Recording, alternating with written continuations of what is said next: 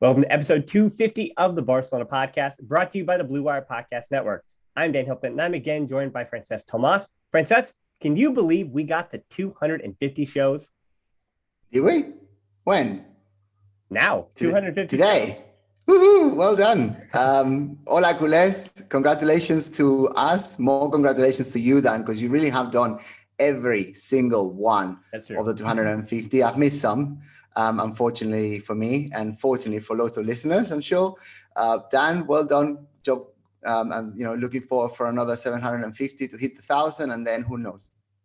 I'm already working. We're already trying to. It took us 4 years to get here, so I'm already trying to work. And by that time, Messi will be what? I mean, he'll be 10 years older. He'll be in his 40s. So by that time, maybe he's learned English and we can get him on the show. So maybe we'll have a big celebration for 1,000 someday. But anyway, we did make sure that while we do get a handle on the next 250, so 250, so to make sure we at least get to 500, in the show notes here or on our website, barcablog.com, or any social media at all, we have a survey with some pretty fun questions. Francesc, it is anonymous, but someone suggested I should start referring to you as King Francesc, Lord of Great Opinions and Master of all that is FC Barcelona podcasting. So either that was you or you have a pretty big fan. So you're getting some compliments on there.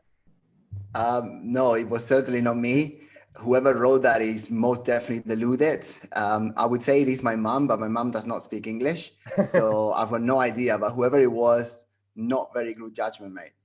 Yeah, well, we're getting some good returns, but it's going to help us continue to figure out where my attention and Francesc and I, both of our energies go, and some of the things we discuss on the podcast, and even the off season. It's going to help figure out what people want to hear in the off season, because we just want to make sure we're continuing to listen to our audience. So we thank you for joining the show, because I think for those listening, you've come to listen to the show. And so let's get into it now, because we do have some fun stuff to talk about again. The one result since the last time we spoke was a 6-1 victory over Real Sociedad. Not only is Barcelona enjoyable to watch, and that I think the most important thing, but Francesc, just going back and the idea that going on the road up in the Basque Country to Real Sociedad and putting 6 goals past them, can you just remind some of the younger listeners how impeccable, or how improbable that kind of result is? Yeah, I was thinking after watching the game, the last great result I remember I think it was 0-6 that we scored. It was the dream team. I think it was the first game that Johan Cruyff did not coach. And it was incredible. But that was like 26 years ago now. Yeah. Going all the way to Bilbao, Real Sociedad, and even Osasuna, to be honest, because you can put Osasuna in the same basket, even though they're not normally at the same level.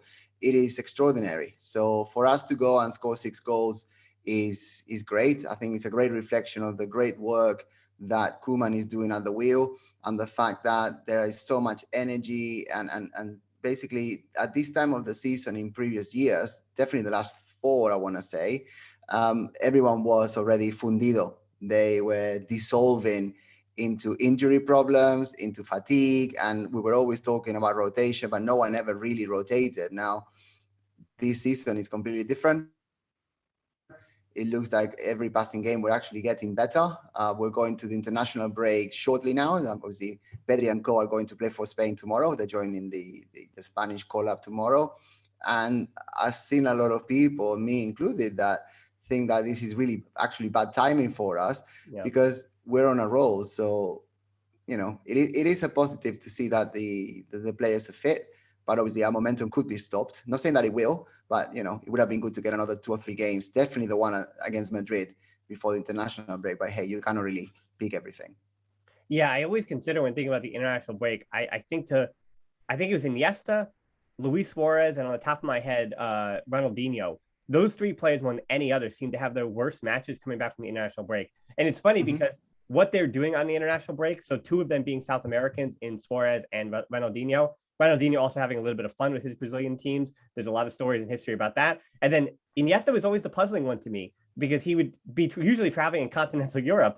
And yet when Iniesta came back, he just, I don't know what it was about, maybe even those long flights, that he just didn't have the same game, right? He could go to Russia or go to Turkey or somewhere in the Champions League and be just fine. And then he would go on a shorter flight to Poland or to the Netherlands or something in the international break. And yet when he came back, he always seemed to be like he was languishing. It's just with Andres, I think a lot of it was mental for Andres Iniesta. He's always been someone who has his body more than the average footballer linked to his mind. And he was someone that obviously grew up at La Masia, and he had quite a stable childhood, stable obviously being away from your family from age 12, but as stable as he's he from could. Albacete, which is closer, much closer to Madrid than it is Barcelona. Yeah, he's 750 kilometers away from Barcelona. It was a huge drive. But his upbringing from age 12 onwards, it was consistent because he was always around friends, teachers, and everyone who took care of him at La Masia and obviously beyond. And taking him out of that context, even if it was for a couple of weeks, seemed to do him, not unsettle him as such, but seems to change his focus. And when you put so much emphasis on mental strength and focus, as I've already said, then this sometimes generates the not having a great game coming back. But having said that, legendary player, I would take 1,000 like him anytime. Oh yeah, a million times %. And he also overcame plenty of that too. Remember, we talk about the injury he had going into that the memorable match against Chelsea when he had that hamstring injury. Then leading up to the World Cup, he was in and out of lineups all season long. And he also had a death of a very close friend in Denis Jarquet. And so, I mean, he was in a bad way when he had his most glorious moments, physically and mentally. And so that's the mark of a true legend. I mean, Andres Iniesta, we're 7 minutes in the show, and so far we talked about surveys and Andres Iniesta, but we talked about what we enjoyed about it. It's our show, so 250, that's how we do it. But let's get back to how enjoyable Barca was against Real Sociedad. And I followed up with a pretty simple question here, is that it's not wrong to say Barca are enjoyable in a way they haven't been enjoyable. And we can talk as much as we can about individuals or formation. But I think we have to start with giving credit to Ronald Koeman for the Mescayon club part of this, that yes, Barcelona are winning matches and they're dominating matches and they're playing really well, but there's a joy and a pleasure in turning on the television and sitting in and just enjoying what you're seeing. And I have a lot of numbers to back up and support, and a lot of stats and all this stuff that tells you why it's more enjoyable. But I think just the feeling and sense you get as a football fan of saying, that's something I want to watch, that's something I don't want to watch. That's why even if Jose Mourinho never managed Real Madrid, I would never like Jose Mourinho. That full stop. I never liked him before he went to Real Madrid. I'll never like him because I think he's antithetical to what we like to watch.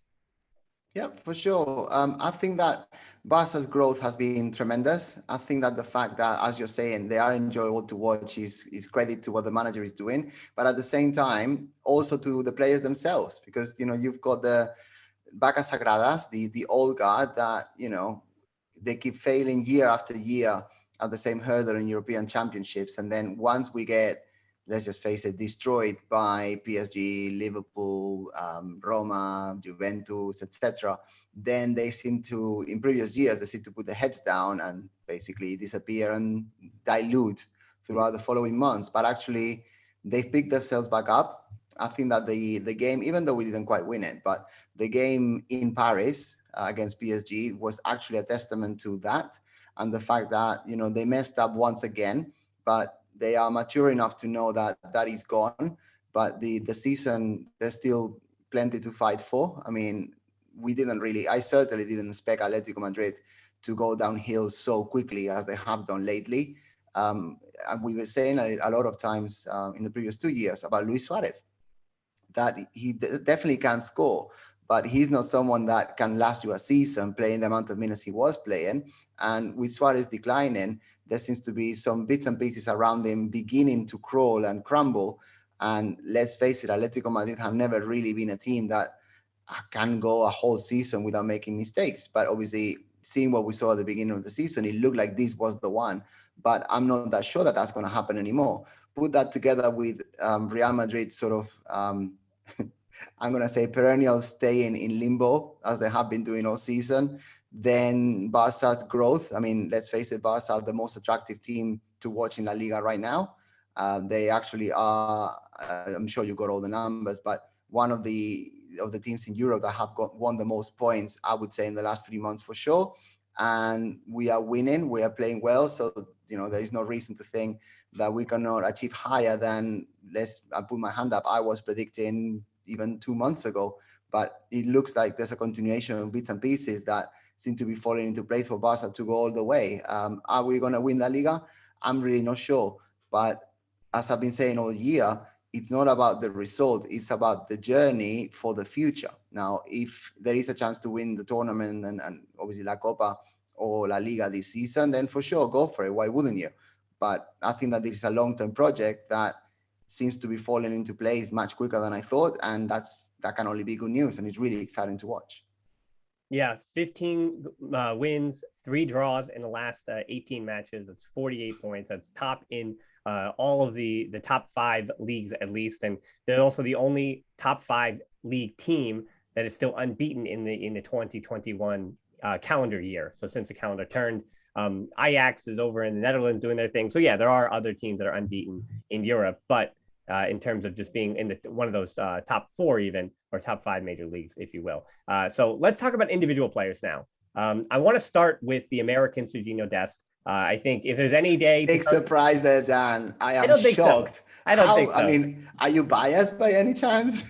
I don't think I'm biased in terms of talking about what he did yesterday in the 2 goals. Yes, I'm biased in trying to extrapolate when he had bad games, but he actually had a good game. So let's talk about the good game he had and the 2 goals he had.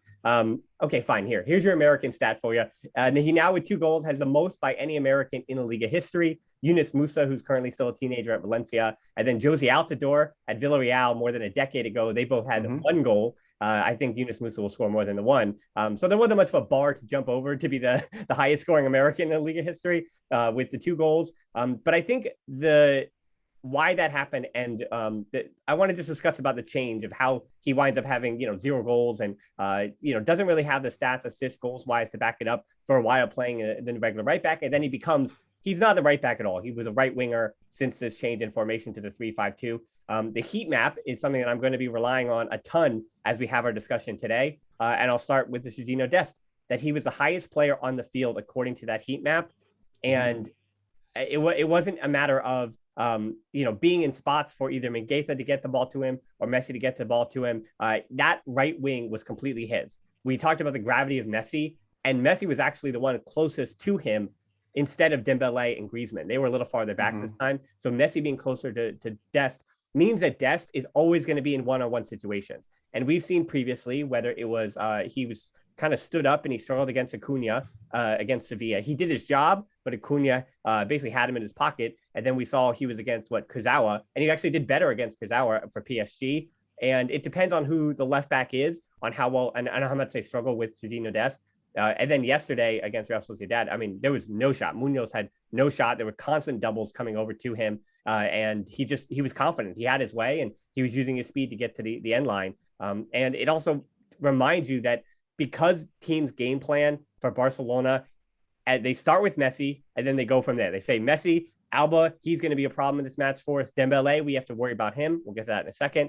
Dest, and to that credit, Dest is obviously not the guy, even if he's playing right wing, that the other team is going to game plan for. And he winds up being the 18th different goal scorer for Barca this year.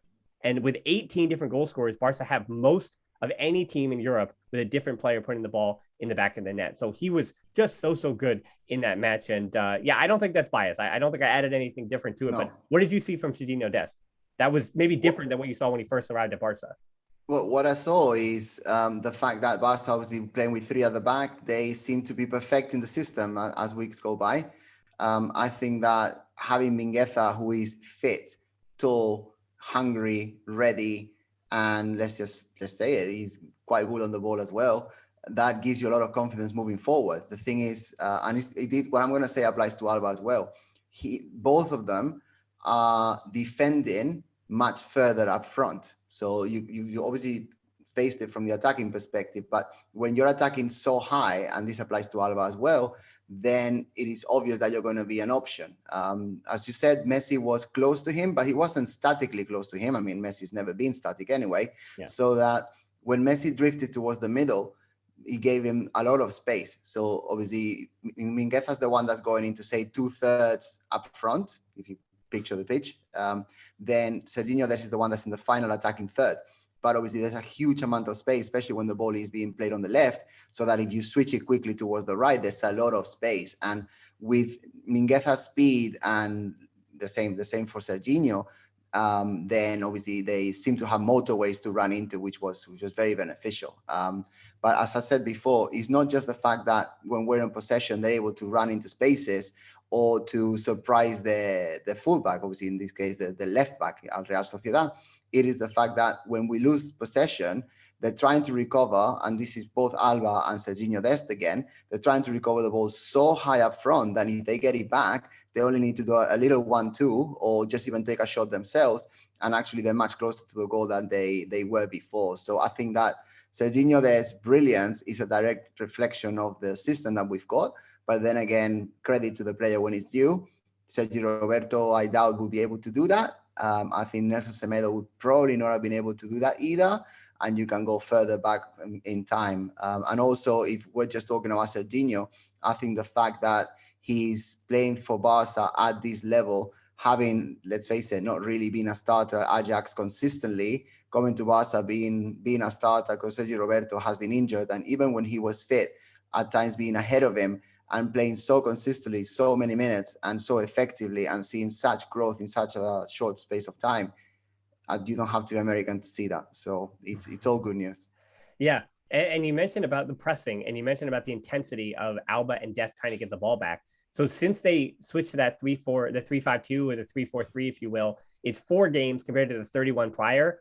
But the number of pressing actions in the final third, so where Alba and Dest, once Barca lose the ball, where Alba and Dest begin their press, Barca have gone from 32 pressing actions per 90 to 51 per 90. Yeah. Right, which is, it shows you that there's an intensity and a rise in the amount of times that the opposition is under pressure, and Alba defensively is a part of this as well. And so Alba, he was also really good on his birthday yesterday. So let's flip over to the other side, the other wing.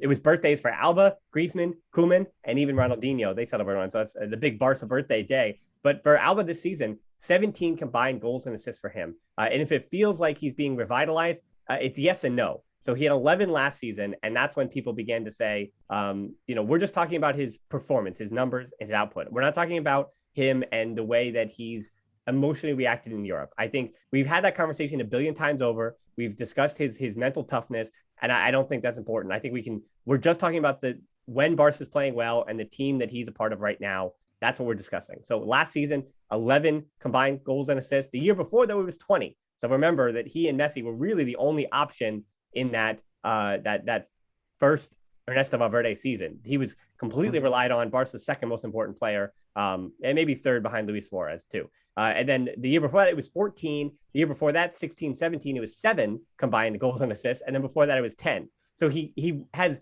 taken on a bigger offensive output, has Alba, and it's almost a mirror image of what's happening with Dest. But with Alba, it is, for me, I'm always looking at how much of it is relying on Messi and the partnership with Messi. And so I was excited to see on that final goal of the day that was scored by Messi's second goal. It comes from a 1-2 between Puig and Alba instead of always being Messi to Alba. I think in this system, Alba has a much easier job finding Griezmann, playing off Griezmann. So when Messi would drop deep, he would look immediately, as we talked about against PSG, to Griezmann. And then beyond that, bypassing him would be Alba. So that means that Messi always has 2 options every time. And even if it's a small pass to Griezmann, Alba then becomes the option for him instead of always having to be Messi to Alba or Messi to Griezmann or Messi to Dembélé. And it gets Alba much more involved with his other teammates. And that's been the slight wrinkle I've seen in why Alba's seen such a good run of form in this 3-5-2 as well. And yes, his position on the field is the obvious one. Yeah, I'm going to say something that I don't know if I've ever said in the podcast before, and we've been here 250 episodes today. When I played football for many years, I mean, in fact, I'm still playing. I'm playing more, but far less effectively now. I cannot run as much anymore, unfortunately for me. But when I was fitter and I was playing football 11, which I did for over 20 years, 25 years, in fact, I always played as a fullback. I don't know if I've ever mentioned that. So I think you mentioned it. Yeah, you mentioned it. I have. So, okay. So I know a thing or two about the position. And I can tell you that the hardest thing about being a fullback in a football team is to go back. Going forward, everyone's happy. You always see the space, especially when you're sort of there at the back in the corner. You see everything that's happening. And if you are clever, which obviously Jordi, Alba, and Sergiño Dest are, and I like to think I was a little bit as well. You see everything unfolding in front of you. So when everyone is chasing the ball, moving forward, and you recover it, then basically you're getting everyone, what we say in Spanish, a contrapié, is on the back foot, I think in English. So you can see the ways going forward very, very easily. And associating with anyone around you is not too hard, especially if you're going for a 1-2 and sort of zooming and aiming towards the byline and zooming past people. But obviously, if you got Messi around, that's multiplied times a million, which obviously I never had the pleasure of having. But going back and recovering is difficult because the amount of running you have to do to get to the byline, for example, that's nearly 80 to 90 meters, and you're going up and down, up and down, up and down for 90 minutes. You need to be incredibly fit to be able to do this. Now, even thinking about myself, if I had to do the runs forward, I will happily do those. But going back and thinking I've got in that Sergiño's position, it would be Mingueza at the back. Well, that's secure, that's safe, especially against Real Sociedad, who, let's face it, were not that great yesterday, really.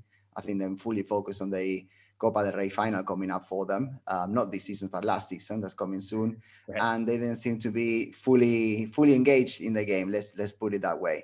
But not to take anything of what Barca did. If you're going forward and you're covered by 3 defenders who know what they're doing and they're not really that challenged, that gives you so much freedom going forward that you would exploit that and obviously being as effective as both Alba and Sergiño Dest have been, which again, it is again, but great news.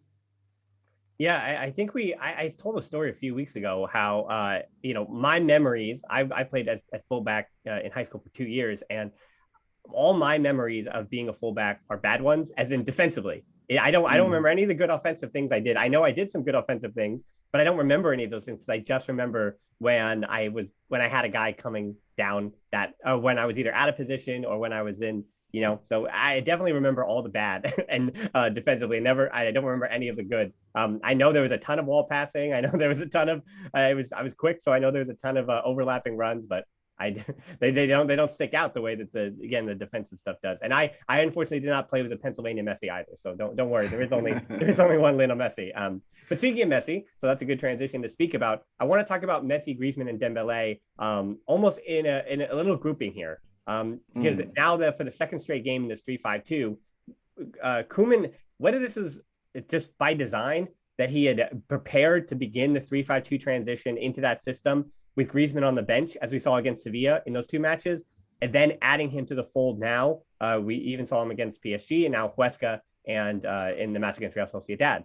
And it's interesting to see the slight wrinkles that have changed since Griezmann has now gotten accustomed to this 3-5-2. For starters, for Dembélé's positioning, he, against Real Sociedad, I think more than any other match we've seen so far in the 3-5-2, is pulling that back line deeper and forcing them into decisions. And obviously, if you have to decide between Messi and anyone else, it's a difficult decision to make. So, as I mentioned, the little wrinkle in this heat map compared to the other 4 matches we've seen in 3-5-2 was that Messi was higher this time than Griezmann and Dembélé with his average positioning. And yes, he moved around a lot, but he dropped deep a bit less in this one than he did in the other ones. He was dropping deep a bit more against all the other oppositions. And I noticed that too on that heat map that Pedri, Griezmann, and Dembélé were all about at that same spot. As I mentioned, even in those moments when Messi does drop deep, one of the 3 is then the outlet to him on his left as he turns to his left shoulder in front of him about 10, 15 yards. And then someone is always in support. It's usually Pedri in that instance. So when Pedri, Griezmann, or Dembélé,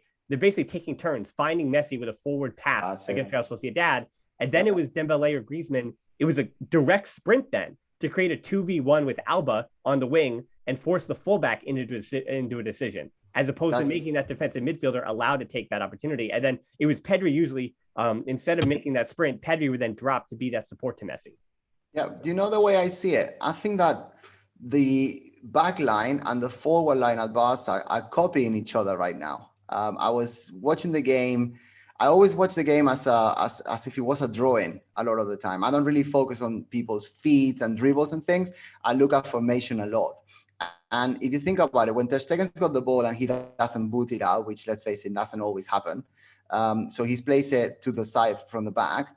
The 3 that is at the back, again, if you're on YouTube, then watch it. But, the 3 that are at the back, they rotate.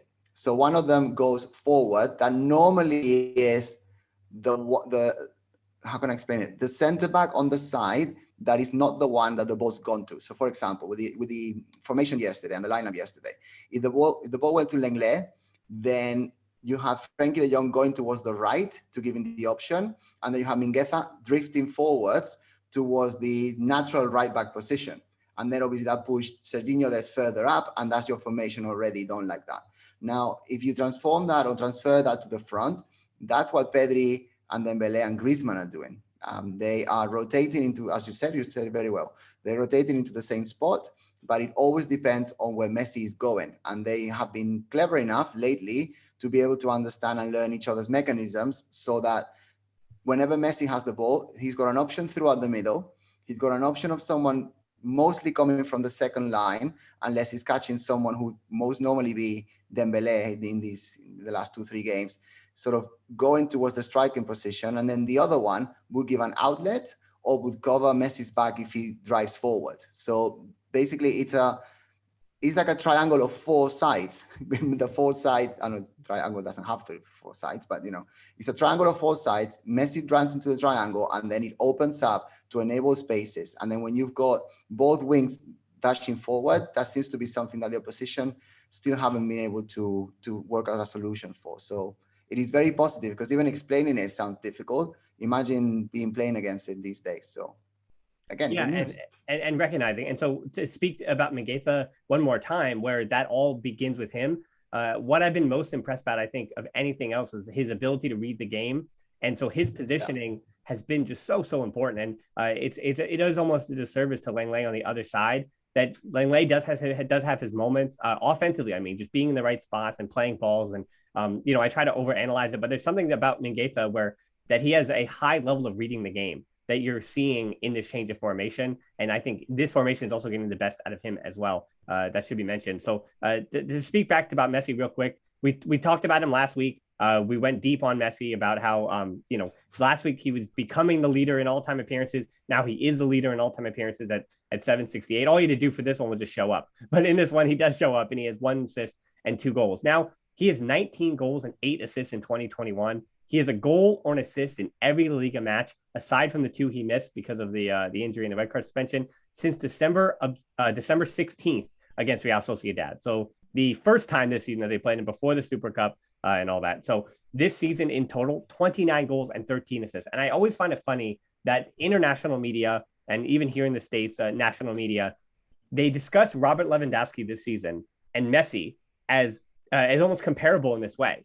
That Lewandowski is scoring in goals at an intrepid rate, and he has more goals this season than Messi. Yes. But then people don't mention that Messi has the assists too, right? That's how it's framed internationally to talk about Messi. We know that, we just know that we don't know how to talk about Messi anymore because of the goals and the assists and all the playmaking. So people just have to either compare him to all the playmakers and assist getters, or you compare him to all the goal scorers, because they're not doing both either. He just happens to be doing both. And, this revitalized Messi, it must continue to be said that this 3-5-2 he is really thriving in. And as you mentioned, with the space, the opposition doesn't really have an answer to that. And I do want to give credit as well to Dembélé and Griezmann for that. Dembélé now up to 28 Barça goals.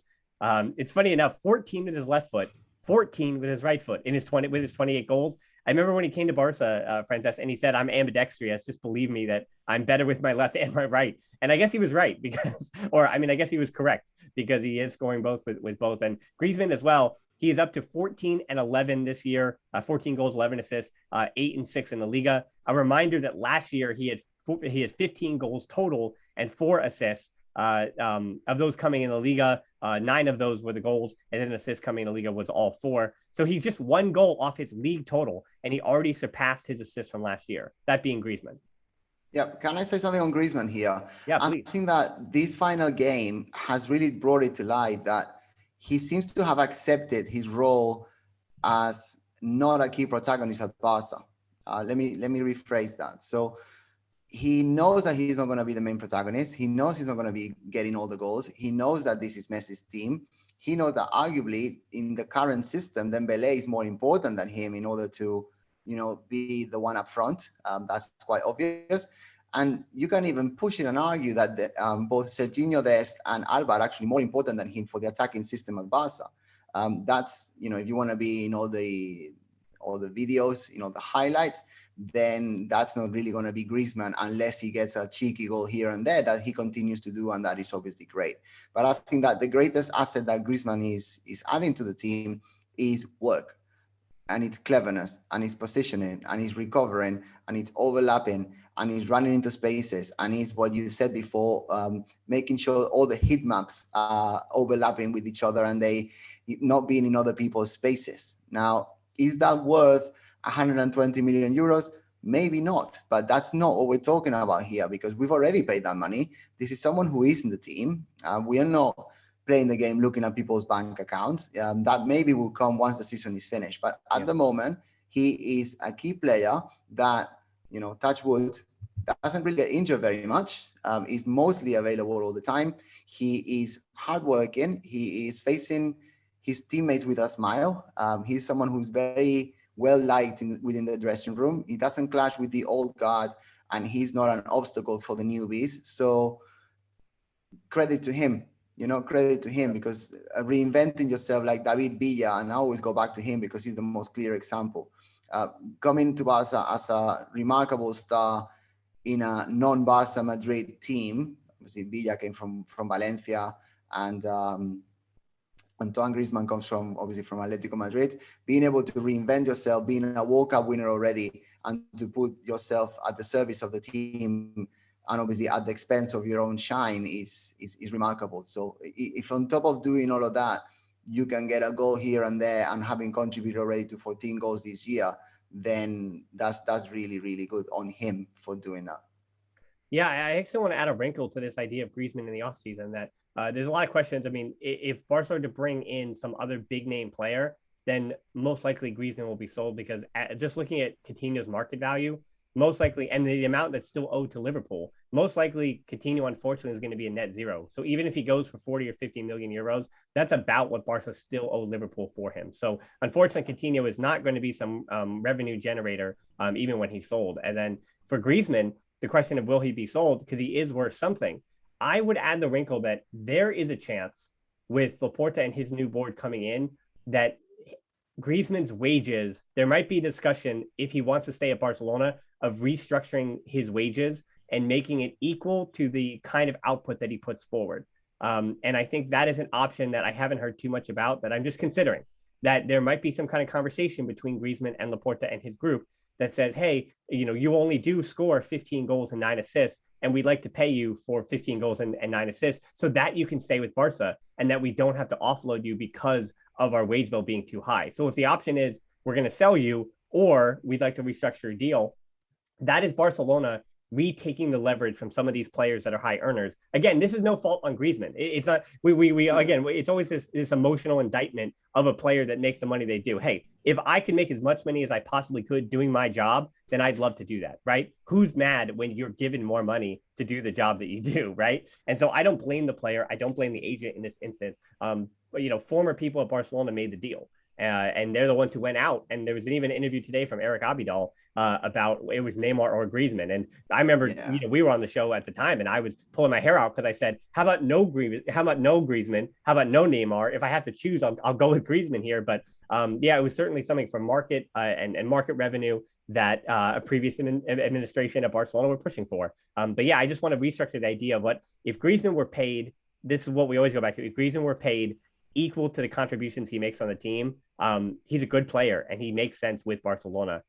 So just because he's not banging in 25 goals and 17 assists like he's being paid to do, doesn't mean he's the problem. And another player who makes a lot of money. Do you have one more point on Griezmann, or can I switch to another high earner on Barcelona? Go. We're good. So let's talk about another high earner, and that is Frenkie de Jong, who in the beginning part of this season and last season, almost the whole entire season, people look at his wage bill and say, hey, he cost 75 million euros and he's a top 5 or 6 earner on the wage bill as well. So you kind of say, hey, Frenkie de Jong better be one of your better players or he's being overpaid. To go back to the heat map again, de Jong, since he's been moved back to the back three, he was arguably Barca's best box-to-box midfielder this season with his goals and assists. And he's also arguably been Barca's best.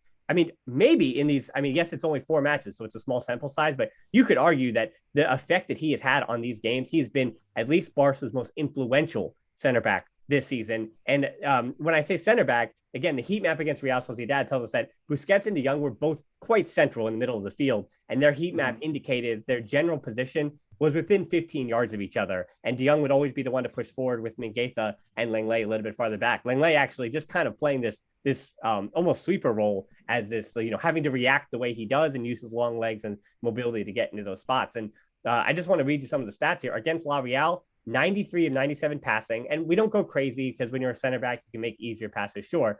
He did lose possession 4 times. And I think this seems to be the talking point. Against Huesca, he also lost some balls. He had 85, 86 passing there. So it wasn't necessarily the completed passes that were the problem. It was when he was dribbling or trying to dribble out of pressure that he would lose the ball and you're taking risks with him. But I think, Francesc, the argument for De Jong is that the rewards of having him back there outweigh the risks of when he loses the ball. This De Jong is the one that made the semifinals with Ajax and beat Real Madrid. This is that De Jong that we saw. So is he best as a box-to-box midfielder at Barcelona? I'm not sure. Is he best as this kind of center back in a 3-5-2? I mean, based on Barca's results, maybe. Based on his individual results, yeah, maybe not. But I think the risk is worth the reward. Well, it looks like Barca needs 2 Frankie de Jongs, isn't it? It needs a Frankie de Jong in his natural position or his preferred position, I would say, and the one in which he's always shined, always meaning like, he's 27,000 years old, but traditionally, but that's what I'm saying. He's talking about him like he's ancient now, but because he's been around for so long, isn't it? But he's, like you say, in box-to-box midfield position, we need him there. But if Piqué is out, we need him leading the back line as well. So I think that Barca needs 2 Frankies, which is why when people criticize Piqué for his defending and, his finish, blah, blah, blah, blah, blah. Well, he's not as great at defending as he once was. He's not as fast. He's not as speedy. But what Gerard Piqué can give you moving the ball forward from the back is so unique that when you don't have him, you have to put your best midfielder, arguably, with Busquets, who's doing very well this season, by the way, and you have to put him at the back. But as I've already said in this podcast today, he's the one that builds moving forward, but once the ball has passed, say, the back line into the midfield and beyond, he's the one that, as you said, with the heat map, he's moving forward as a double pivot and then dropping quickly into the heart of the 3 whenever we're not in possession and we basically could be in danger on the back. So long story cut short, certainly deserves to be paid in the top 5 of our team because he's one of our top 5 players without a shadow of a doubt. And I think that I'm obviously very excited of what he could bring. He's been able to bring this season. Last season, and I've already said this today again for Sergiño Dest, his first season at Barca, this being Frankie, was not brilliant, but he was good enough to continue to be a starter throughout and grow the following season. So I cannot wait to see what he can do in the next, we've got 11 games left this year, don't we? So in those games, and then where he's going to grow into next season, hopefully Laporta can find some money, can do some restructuring, whatever he needs to do. I'm sure he knows better than anything we can think of here. But he can make some signings, he can move some pieces so that Frankie can go back to midfield, which I believe is his best position, or where he's going to contribute more for us, not just in the short, but also the long term. Yeah, and I'll give you a final say on Busquets as well. Busquets had 4 long balls against Huesca, 4 long balls against La Real, plus 2 key passes. And we spoke a lot about Sergiño Dest, and one of those goals, having that kind of space around Messi, that one-time ball, that pass from Busquets to set up Messi to give to Dest for his goal. Yeah. I mean, what a pass that was. And and then the ball over the top to Messi when Busquets got the direct assist. Busquets, he's just been so good in that 3-5-2. And I didn't say rest defense until the 40th minute today. So we did really well. But you can go back in previous shows the last 2 weeks where we went long and deep on the tactical breakdown of why Busquets has been so good in this 3-5-2. It's that he has less responsibilities. He's being caught out less in the open field defensively. And he's able to just suffocate the opposition. And that press that you're seeing, I mean, he's also the direct recipient of the success of that press, that Barca are pressing more, and that means that he's able to read the game. And if you let Busquets read the game, good things are going to happen. Yeah, it looks like this 3-5-2 as it is at the moment, meaning that the opponents don't really have seemed to work it out just yet, is maximizing the skills of a lot of our players. I think that the growth of Alba and Dest, we've already spoken about at length. But the fact that Busquets is more res guardado, he's more covered, he's more protected by the others, actually allows him to maximize the great parts of his game, which is the passing, the vision, the control, and the association with Messi, let's face it. Yeah. Yeah, I mean, of all the players that play for Barcelona, you could argue Jordi Alba, but Busquets is the one who knows what's happening in between the ears of that Argentine brain more than anybody else on the field. So let's finish up the show by talking about a midfield, but not necessarily Barcelona. Georginio Wijnaldum. There was a rumor from I'm going to say I'm not going to give that a lot of credibility, but there was a harsh rumor, and we've heard it throughout the year though. So when there is smoke, there is fire. That Ronald Koeman, if he continues on, wants Georginio Wijnaldum. He would come for a free transfer from Liverpool. And the two questions here: is there enough already in midfield? And then how young can you go? So when you and I were talking about this before we went on, the two things that stuck out to me was we talked about the future position of De Jong at Barcelona. So obviously, Wijnaldum is almost his bridge. He's still just around 30 years old. So he still has plenty of gas left in the tank. He's a really good player for Liverpool. He's almost he's a modern midfielder in that he takes box to box, but he does a little bit more than that. He can control a game when you need him to. He's just an all-around quality midfielder. I think one of the better all-around midfielders in the entire world. But looking forward, I go, where's the position of De Jong moving forward? Because Wijnaldum and De Jong, are they technically taking up that same space in midfield? And then you were messaging me, believe it or not. So this is, I mean, we don't have a noise for this, but Francesc is the one who messaged me about ES Mariba. You knew where this was coming, right? I was going to call you out. No, I didn't know how it was coming. I just saw something that was very interesting, so I thought, let's make sure we say that. Yeah, so I just want all listeners to know, Francesc messaged me about the teenage player this time. So I want to put that on record. It took 250 shows, but he's calling out to me that, and it's true, ES Mariba has been, again, he was expected to be a really good player, and I don't want to go crazy about what he's done in limited minutes, but he has been better than expected. So I'm not saying that he's a world-class midfielder, but as an 18-year-old player, he has put himself, just like Fati and Pedri, they have put themselves on a trajectory that if they continue on this path, it doesn't make any sense for me to bring in Wijnaldum. Because even though Wijnaldum is a top midfielder at the moment, ES Mariba, even at the age of 22, he needs the minutes to become what he's able to be. And you see the early returns of what he's able to be. I don't think of, with his game and the aerial duels that he wins, with the way that he controls the game, with the passes that he delivers, with his positioning, the way he works with Messi, there is no major fault in ES Mariba's game other than being inexperienced. And for me, that is a great sign. That means that if you give him minutes and you get rid of the inexperienced part of his profile so far, I mean, what can he not do at this moment? Or what can you not see the raw ability that he's going to be able to do? And so it doesn't make sense to me between the position of De Jong and ES Mariba. I don't think Barcelona need to be bringing in another midfielder that's going to take, 1,600 minutes is what Wijnaldum plays in a season. He plays a ton of minutes for you. Yep. We haven't mentioned him just yet, and unfortunately, we don't mention him often enough. But Pjanic, he's still with us, isn't he? Indeed. So yeah. what is he doing? Like, what is he doing? I have to assume he's training very well. I need to assume that he's doing, all he can to get into the team, but he's nowhere near the team. So is Pjanic actually staying next season when the manager clearly doesn't trust him? Well, the answer, I guess, will have to be no. I mean, we're not really going to go into talking about players that shouldn't be here next season, but we're already talking about players that could potentially be here next season. So my thought is that before you open the door to allow people in, you have to open the door so that people can come out. Agreed. And I think that, I know that we always say about La Masia and give the kids a chance, blah, blah, blah. We've been saying that for 4 years. But I also think that there needs to be a certain amount of experience within the squad. And I think that if Wijnaldum can come in for free first, because our economy is rubbish, basically, is in tatters.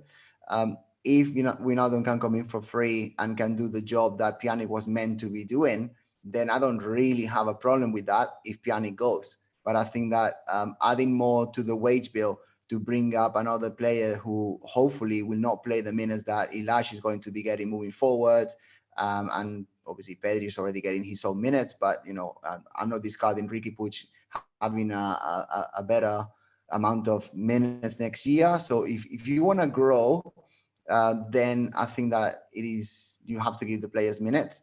But I also think that there are some games, and in the length of the season, you need, I would say, 18 to 19 players who can actually play arguably every game. And if they're not ready to play every game, at least they can come in and out and basically be in the first team rotation. And I do think that an experienced midfielder who's a Champions League winner, who can deputize for Busquets whenever he's not there, can also play as an interior, is a great option to have. And I wouldn't be saying bring Wijnaldum next year if Pjanic was excelling at his job, but he's not. So I would say that between the two of them, I would certainly have one of them in the squad unless he breaks the bank, in which case both can go. Or Yeah. one of them can just not come and the other one can just leave. Yeah, and the argument I start to make with that is that what job was Pjanic brought in to do was none. He wasn't brought in to do a job. He was brought in to be worth money and to get Arthur off the books and to balance the books. That's why he was brought in. So, I mean, even with Coutinho and Pjanic most likely to probably be leaving, and I do joke about it, but Mateus Fernandes sits on the bench every single match. Like, what if there was actually a midfielder on the bench that wasn't Pjanic or Mateus Fernandes that could be trusted and give you something different that the others don't? And so I have been thinking, and it's really the question here that I'll let you end the show with, is that Barcelona's midfield next year, there's something different between talent and youth, right? Where Pedri, he may play like he's 25 years old, but it's true. He's not 25 years old. He's never won a Champions League. He hasn't played in those big matches. So what happens when, if he goes missing at 18, you're going to say, hey, this 18-year-old kid wasn't ready for that moment. Meanwhile, for PSG, if Leandro Paredes or if Ganagai or if Verratti go missing, you're going to go, hey, that player went missing. It doesn't matter how old he is. He's experienced and he just didn't play well. So Pedri always has, the built-in excuse that at 18, if he goes missing, he goes missing. For me, next year, between 8 midfielders of De Jong, Pedri, Busquets, Puig, Ias Moriba, Alenya potentially coming back, Hunter Oriana and Nico Gonzalez both pushing for that, we'll say, backup spot for behind Busquets. Basically, Busquets will still be the starter, but there's even 2 players to be understudies, right? In those 8 players, I so desperately wish that between Pedri, Ias, even Alenya, Puig, Oriana, and Nico Gonzalez, I wish 2 of those, 5-6 players, I so wish that they were 25, 26 years old. Because if they were, this wouldn't be a discussion point. Because the talent of those 8 is good enough to win you titles. But the experience of those 8 just isn't enough. So I think that is my great frustration. And I think the difficult thing where either way, I will understand that if a player like Wijnaldum with his pedigree and with his experience is brought in, I understand that you cannot have 6 of your players being 22 years or younger and your main midfield players. However, I do argue that the rest of the field, I mean, yes, Dest is young too, and Mingueza is also young, but the point is with Alba and Messi, Busquets, even PK again next year, Ter Stegen, the core of your team is still going to be a year older. And it's about that transition. And the worrisome thing is this transition too young? Are Fati, Pedri, Puig, Ias, Alenya, Mingueza, Dest, are they just too young? Did you need them to be 22, 23, 24? And I really question that, though, because when Paco Alcacer and Andre Gomes and Denis Suarez and players who were 23, 24, Lucas Digne at the time as well, and Umtiti was in that bunch, they were all 23, 24 when they were brought in that big summer. And how many of those succeeded? None. None came out of that group, and they were the group that was supposed to be entering their prime. So I don't care if they're 18. I don't care if they're 24. If their talent is there, then maybe they should be filling those roles. But I certainly, again, understand the other side of the coin that that midfield looks like it's just one experienced player short. And I think even with Wijnaldum, my hope would be there'd be enough minutes because my hope would be Busquets would get more rest than he gets. Pedri would get more rest than he gets. De Jong gets more rest than he gets. And the argument for Pedri is if he needs more rest, then Ricky Puig is the answer there. But again, we're not doing that. Yeah. We do that every week. But yeah, De Jong and Busquets, I think, should be rotated a little bit more. But Wijnaldum also isn't going to come to be a backup. He's coming to be the starter. So he's going to take Pedri's spot, right? It's going to be Pedri to go to the bench. Yeah, the way I see it, there's got to be a Seydou Keita in every great winning team. A player that could be a starter, a player that could come in for 30 minutes, a player that would give you 20 sort of hardworking minutes and could hold a positive result or could help you chase a negative result. Who knows? And I don't think we've got that player that adds that strength, that add that stamina and has that experience behind them and the understanding of the game. And that's what Pjanic really should be doing now, and we're not seeing it. So if Pjanic cannot do it, then if Laporta can find a way out of that one and bring someone in for free around the same wage as Pjanic, then I'm happy days. I think someone needs to do that job, because not everything can be the youngsters. If you really want to challenge for titles, you need to mix it up a little bit. I'm not saying that no youngster will ever start. I'm certainly not saying that. I've been campaigning for the opposite for 4 years.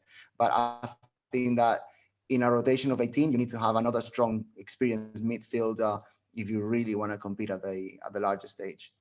Yeah, and I think the way that Barca is performing right now, that yes, there's still the Copa del Rey to win. Yes, there's still La Liga to chase, because Barca are the superior team right now to Atletico Madrid. And it's just the hope that they drop 4 more points, or at least 1 more point, and they get 1 more draw, Barca get a win, and then Barca can take care of business against Atletico Madrid and have the league in their hands, which is what you want. You want this team to be playing well and have the league in their hands. So there is an international break that you mentioned at the start is just a terrible time for this. Usually we're not looking forward to the international break, but I think double this time when Barca are playing so well. Sometimes it's exciting that Barca get to have a little break before they have to come back, like it was in October when they weren't playing so well. But yeah, it's different now. So yeah, I'll give you the final word, Francesc. Yeah, just talking about La Liga. So there are 30 points left. I think that Atletico are going to drop more points. I don't really see them winning 30 points moving forward. We still have, not every match we've got is easy, put it that way. I think the upcoming game against Valladolid is probably the easiest one we've got left. I would say that if Barca can get 24 points from here until the end of the season, I think we could win it. I think that if we drop more than 6 points to be able to recover the distance with Atletico Madrid, and we still have to face, obviously, the bigger match coming up is El Clásico. I think that if we don't lose El Clásico, if we win it, obviously even better. I think with 24 points, we could challenge for the title. So I think that La Liga depends on what we can do more than what the others can do, because they're quite irregular. And, you can never discard Real Madrid, because I don't admire them in any way, shape, or form. I detest them, right? I see white and my eyes bleed. It's like my heart explodes with death and zombie colors and stuff. But I hate them with a passion. But you have to give them credit. They fight until the end, and they always have. And I don't think Madrid, you can discard them. Obviously, Laporta is our president now. There's already a campaign coming from Madrid complaining about the VAR. Wow, the VAR is not helping us. When we're really disappointed about the fact that everything we had set up, Laporta has come and has changed. Why is he changing? Everyone is sabotaging Real Madrid, etc., etc., etc. So they are going to get some refereeing decisions as a result of that. Obviously, I lived in Spain for nearly 40 years. So as a result of that, there's going to be some decisions further down the line, sooner rather than later, I'd say as well, coming Real Madrid's way. They always seem to score a goal with their elbows on the last minute, and VAR decisions don't always go Barca's way either. So you can expect that. Put everything into the balance. I think Madrid will fight till the end. I think Atletico Madrid are going to drop more points than we probably expect. But again, if we can win all of our matches, we're champions. I've got no doubt about that. And I think it will be between 24 to 26 points for us to win, so that we can challenge for the title. So, Liga.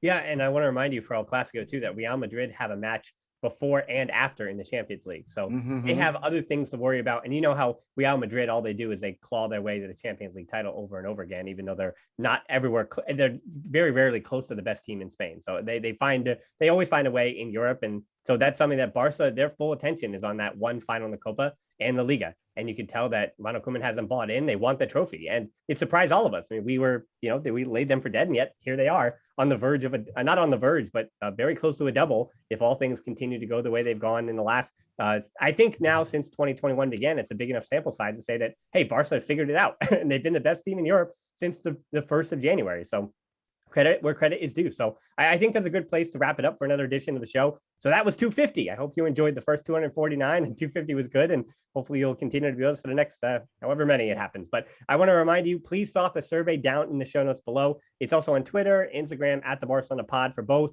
You can join our closed Facebook group as well, the Barcelona Podcast, and answer some questions. And Patreon is how we keep making these shows. always appreciated. And one of the things for that survey is I want to continue to figure out how I can support the Patreons in those kind of ways and where some of our energy should be. And you can also listen to these shows over on Patreon without the ads. So that's another bonus for just, again, $3 a month over on Patreon. So a little incentive to support the show as well. And as you know, we're on YouTube. That's where the match reviews are at the Barcelona podcast, especially during the off season and even during the national break. There's some fun stuff that happens there that doesn't happen on the pod. So most importantly, though, thanks to you for listening to the Barcelona podcast. Until next time, we'll talk to you soon, and Forza Barça. Forza.